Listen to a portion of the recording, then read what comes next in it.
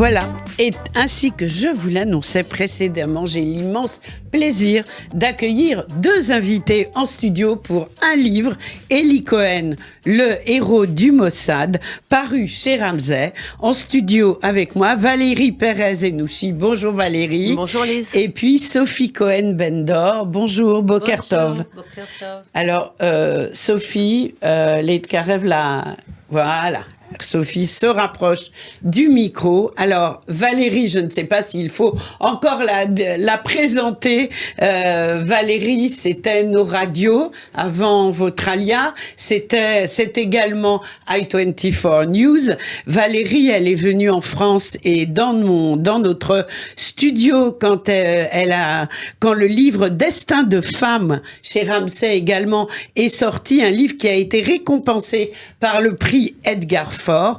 Quant à Sophie Cohen-Bendor, c'est l'aînée des 3 enfants d'Eli Cohen. Elle vit à Herzliya, elle est psychanalyste et ce livre, en fait, c'est une rencontre, c'est un dialogue entre Valérie et Sophie raconte l'histoire de son père, la véritable histoire d'Eli Cohen, vue aussi par le vécu familial.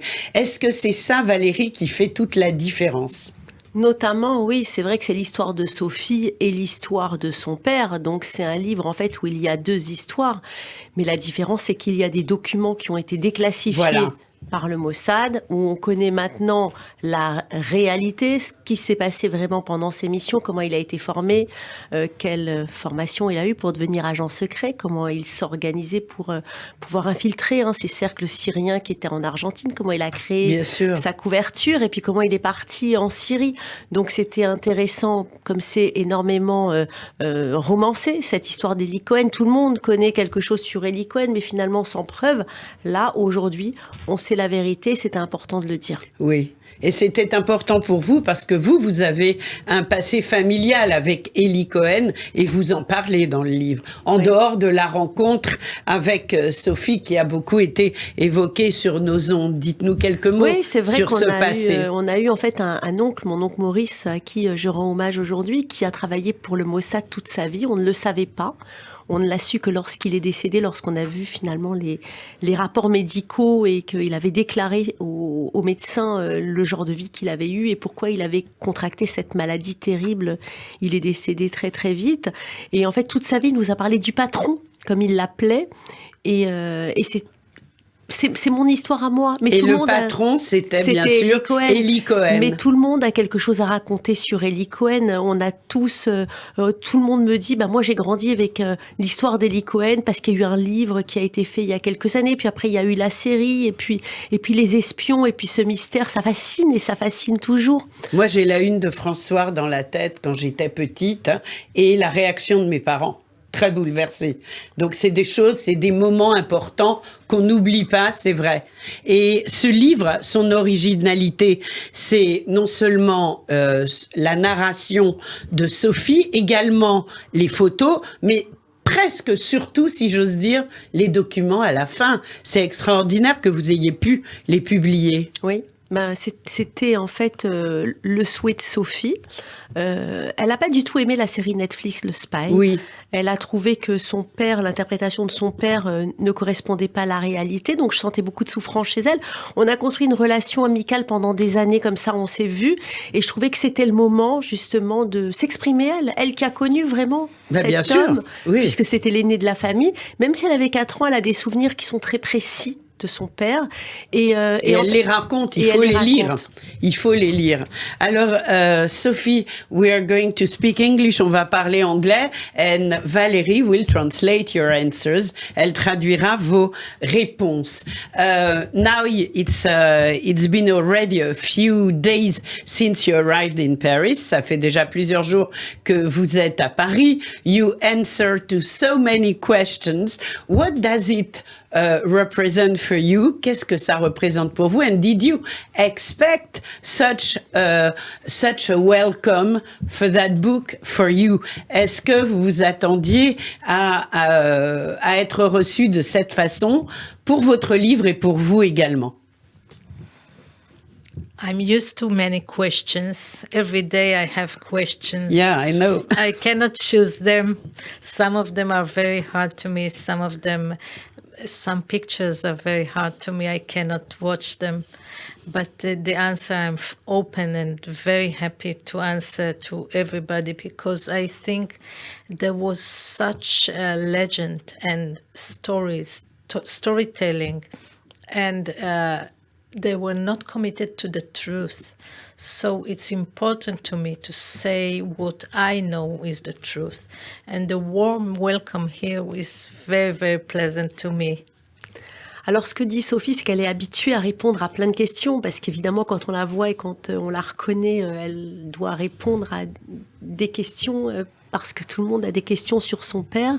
Ce qui est important pour elle dans ce livre, c'était de briser la légende qu'il y avait autour de son père et de dire la vérité. Elle est très très heureuse de la manière dont on l'accueille ici à Paris, et c'est vrai qu'elle est très reconnaissante au public français d'accueillir ce livre et d'accueillir l'histoire de son père avec autant de gentillesse et de welcome, voilà. Oui. Voilà. Et de bien, oui.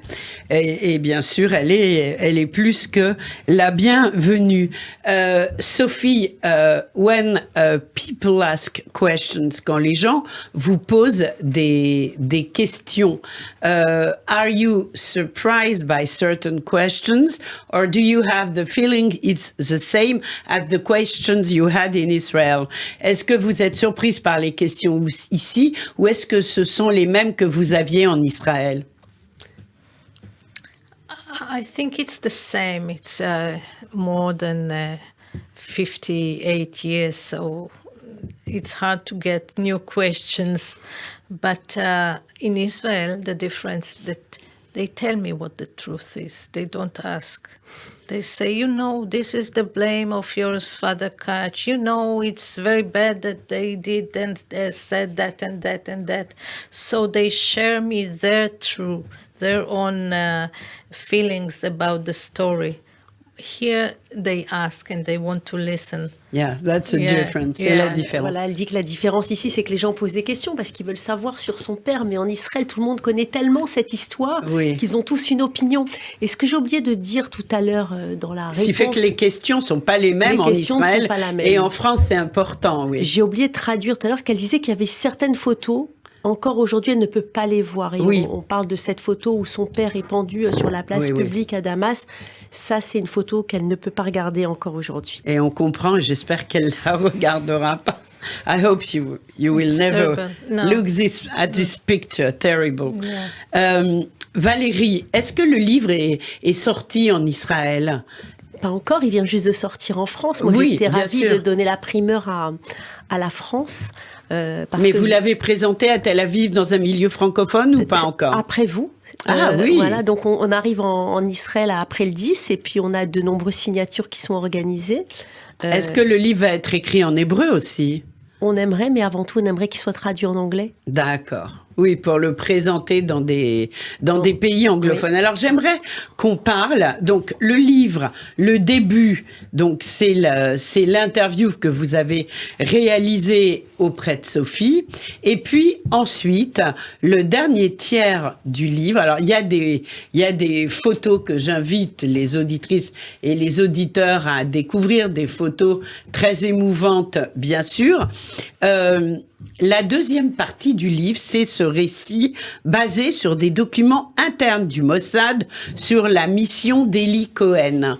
Comment se fait-il que vous ayez eu le droit de les éditer? En fait, ce sont des documents qui ont été confiés à la famille il y a très peu de temps. Oui. Et à partir du moment où la famille les avait, c'était à eux de décider si on pouvait les publier ou pas. Et Sophie a tenu à publier ces documents, comme les photos que vous voyez dans ce livre. Ce sont des photos personnelles qui appartiennent à l'album de famille. Donc, il n'y a pas beaucoup de photos sur Internet d'Eli Cohen. Moi, la première fois que j'ai voulu faire une émission sur lui, vraiment, c'était difficile. Donc là, ça apporte plein de renseignements sur sa personnalité, notamment que c'était un fin photographe. Il adorait photographier sa fille. Oui. Donc, on apprend des choses sur cette cet homme qui avait une grande sensibilité en réalité. Bien sûr. Et pourquoi on les a publiés? Parce que c'était le désir de Sophie de raconter la vérité sur les missions de son père, puisque jusqu'à présent, tout ça, c'était une légende, il y avait beaucoup de mystères. Oui, had there always been a mystery for the family? Est-ce qu'il y a toujours eu un mystère pour la famille around the story of Eli Cohen, autour de son histoire? As he was working, it was top secret. After he died, they didn't let us know anything. They kept it secret, and now Benjamin Netanyahu said that it will not be 50 years secret, but 70 years. We cannot open the case and know the truth. They give us some facts, but I don't know how to appreciate it. If it's true or not so true, or definitely not true, I don't know. We have to guess a lot. Alors, ce qu'elle dit, c'est que tout était secret. Évidemment, elle ne savait rien quand il était agent secret. Et puis après, quand elle a su, il y a eu beaucoup de mystères encore. Le Mossad n'a rien dit du tout. Et aujourd'hui, Benjamin Netanyahou a changé la loi. Normalement, ils auraient dû ouvrir les dossiers. Bout de 50 ans. Au bout de 50 ans. Il a décidé que c'était 70 ans. Donc, elle ne sait pas trop Et on quoi sait penser. pourquoi. On sait pourquoi, d'un coup, il a décidé. C'est uniquement pour Eli Cohen ou c'est pour... general. It's in general. Ah, okay. So he wants to keep the file secret 70 years and not 50. Donc, en fait, il veut... Sophie acquiesce, il préfère garder les dossiers secrets 70 ans plutôt que 50 ans. C'est ça.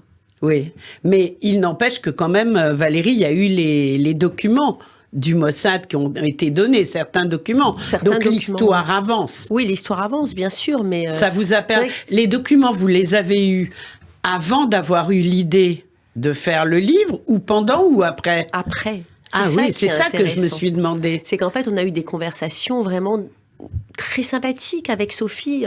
On ne pensait pas du tout écrire un livre. Et le coup d'envoi, c'était cette série Netflix, où il y avait beaucoup de souffrance de sa part, beaucoup de colère aussi. Puis on s'est dit, allez, on commence à écrire. C'était des conversations entre copines au départ. Et puis, j'ai été intimement touchée par par son histoire, sa vie, plus sa vie à elle que la vie de son père, parce que la vie de son père, finalement, elle était dans l'esprit collectif, mais elle, ce qu'elle avait vécu en tant que petite fille, comment elle s'était construite en tant que femme, comment aujourd'hui elle était devenue psychanalyste et elle-même, elle aide les autres, ça, c'est vrai que c'était quelque chose qui m'a énormément touchée. Et on le voit dans le livre, cette connexion entre nous, on la voit bien. Ce qui revient beaucoup dans les conversations de salon à Paris en ce moment, c'est Eli Cohen a permis que la guerre des 6 jours ait duré 6 jours. Et ça, c'est quelque chose qu'on n'avait pas tous à l'esprit, en fait. Et oui, Lévi Eshkol, d'ailleurs, et Rabin l'ont remercié publiquement. Et ils ont dit que s'ils n'avaient pas donné ces informations si importantes sur le Golan, peut-être que cette guerre de 6 jours, même Israël l'aurait perdue. Bien sûr. Sophie, in the story, in the book, you talk about your childhood, and you seem to say that it was, of course, something pretty difficult. Your father was, at first, he was never home, then he died, and your mother had some tremendous financial difficulties with the 3 children. Dans le livre, vous expliquez que vous avez eu une enfance difficile, votre père absent, puis votre père tué, et votre mère avec des difficultés financières très graves, avec 3 enfants. Can it be one of the reasons to become a psychoanalyst? Est-ce que ça peut être une des raisons pour devenir psychanalyste? I don't think so. I think I had a greater reason. You know. Alors elle dit qu'elle ne pense pas. Elle pense qu'elle avait des meilleures raisons que ça. I lived among many secrets. I had to search the truth. Elle a vécu dans des secrets toute sa vie, et toute sa vie, elle a cherché la vérité. I had to understand anything alone. Elle a essayé de tout comprendre par elle-même.